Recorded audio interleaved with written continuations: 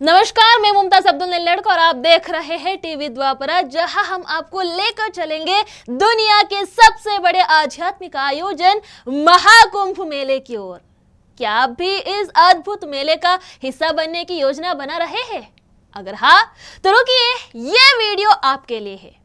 हम यहाँ केवल सफर और ठहरने की जानकारी नहीं देंगे, बल्कि आपको बताएंगे कि कुंभ मेले में पहुंचने के बाद क्या करना है, क्या देखना है और किन बातों का विशेष ध्यान रखना है। ये सुझाव हमारे अनुभवों और कुंभ की अनोखी व्यवस्थाओं पर आधारित है। तो चलिए जानते हैं इस मेले को बेहतर ढंग से अनुभव करने के लिए क्या क्या तैयारियां जरूरी है। सबसे पहली बात यह समझना जरूरी है कि कुंभ मेला कोई आम मेला नहीं है। ये गंगा के मैदान पर एक अस्थायी शहर है जो हर बार नए सिरे से बनाया जाता है। गंगा नदी का पानी मानसून के बाद घटने लगता है और उस खाली जगह पर लगभग 40 वर्ग किलोमीटर का शहर बसाया जाता है। यहाँ आने पर आपको ये देखकर हैरानी होगी कि जहाँ आज लाखों लोग ठहरने हुए हैं, अगले मानसून में वहां सिर्फ गंगा की लहरें होंगी। इस शहर का क्षेत्रफल और व्यवस्था इतनी बड़ी है कि अगर आप 2 दिन के लिए आ रहे हैं तो पूरा मेला देख पाना लगभग असंभव है।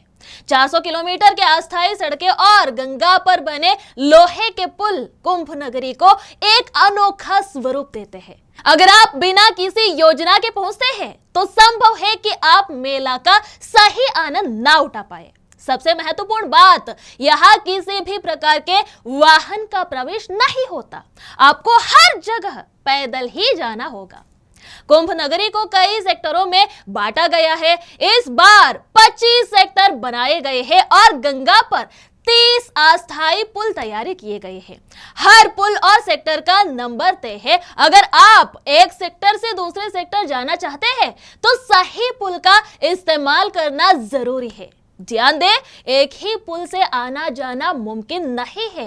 अगर आपने पुल नंबर भूलकर कोई और रास्ता पकड़ लिया तो आपको कई किलोमीटर घूमकर वापस आना पड़ सकता है। इसलिए मेला का नक्शा साथ रखें और हमेशा सतर्क रहे।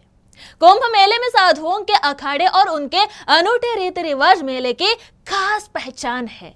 नागा साधुओं, अघोरियों और विभिन्न अखाड़ों को देखने के लिए लोग दूर दूर से आते हैं। उनके शिविर कहाँ है, ये जानकारी पहले से पता करें।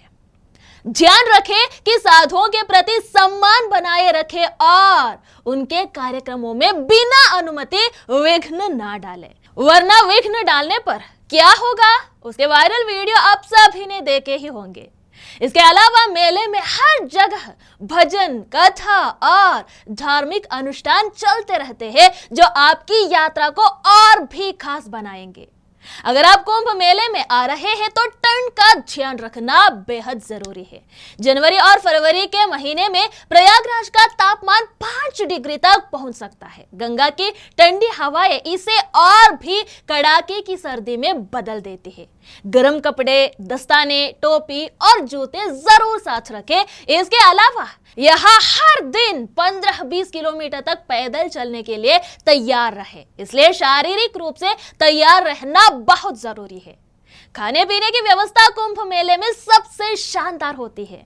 हर जगह मुफ्त भंडारे चलते हैं जहां आप पूड़ी, पराठा, खिचड़ी, दाल चावल और अन्य स्वादिष्ट भोजन का आनंद ले सकते हैं। अगर आप सफाई को लेकर सतर्क हैं तो साफ सुथरी जगहों का चयन करें। साथ ही चाय और केसर दूध जैसी चीजें भी आपको आसानी से उपलब्ध होगी।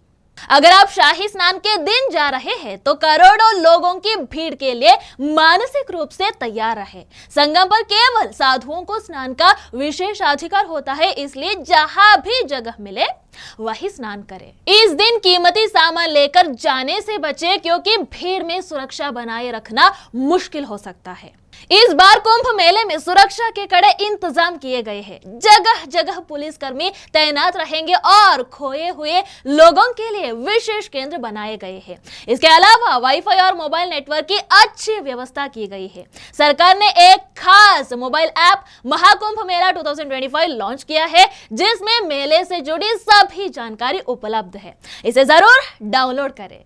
अगर आपने अभी तक ठहरने की व्यवस्था नहीं की है तो कोशिश करें कि संगम से 6-8 किलोमीटर के भीतर का होटल या टेंट बुक करें। इससे आपको मेले तक पहुंचने में आसानी होगी। मेले के करीब ठहरने के लिए अलग अलग बजट की व्यवस्था उपलब्ध है। आप अपनी सुविधा और बजट के अनुसार चुनाव कर सकते हैं। तो ये थी महाकुंभ से जुड़ी कुछ जरूरी बातें। आप सब भी कमेंट्स में बताइए कि और क्या सावधानियां बरती जा सकती है। आप सब इन तैयारियों के साथ कुंभ मेले का आनंद उठाइए और इसे अपनी जिंदगी का एक यादगार अनुभव बनाइए। ये मेला केवल आस्था का नहीं बल्कि भारतीय संस्कृति और एकता का उत्सव है। हर हर महादेव।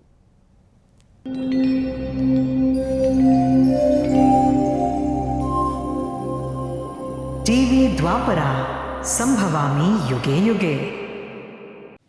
अगर ये प्रोग्राम आपको अच्छी लगी तो लाइक, शेयर और कमेंट करें।